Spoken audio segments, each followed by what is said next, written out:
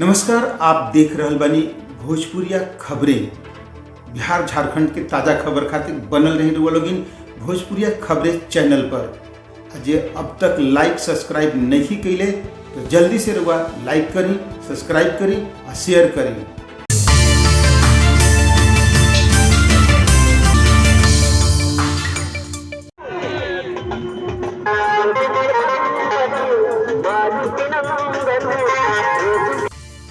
माई दुर्गा प्राण प्रतिष्ठा महायज्ञ के लेके रोहतास के परमेश्वरपुर में निकलल भव्य शोभा यात्रा। आई देखी संवाददाता चारोधाम मिश्रा की रिपोर्ट। रोहतास के परमेश्वरपुर में स्थापित माई दुर्गा के प्रतिमा के साथ प्राण प्रतिष्ठा यज्ञ के लेके गाजा बाजा के साथ भव्य कलश यात्रा निकलल। आचार्य जगदीश नारायण दुबे, अरुण पांडे के वैदिक मंत्रोच्चार के बाद मलियाबाग की समीप काव नदी से जलभरी कैल गई।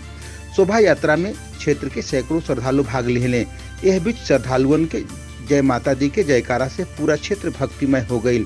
आयोजक के मानल जाओ तो यज्ञ 15 फरवरी तक चली, जो उनकी कन्या पूजन आ भव्य भंडारा के साथ संपन्न कैल जाई।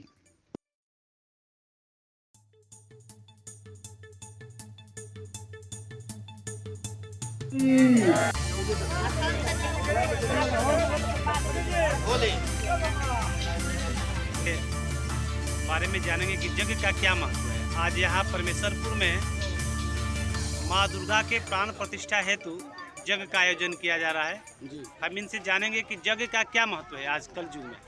आज समाज में काम, क्रोध, मद, लोभ उनकी शांति के लिए, सबके घर में सुख शांति के लिए, विश्व में शांति के लिए, जन जन के कल्याण के लिए माँ दुर्गा का यहाँ हम लोग प्रतिष्ठा करते हैं। और सभी भक्तजन जो भी यहाँ आएंगे श्रद्धा से, प्रेम से, और जो भी मन में अपना रखते हैं या जो भी उनका भाव है, माता उनको सभी परिपूर्ण करते हैं। सबको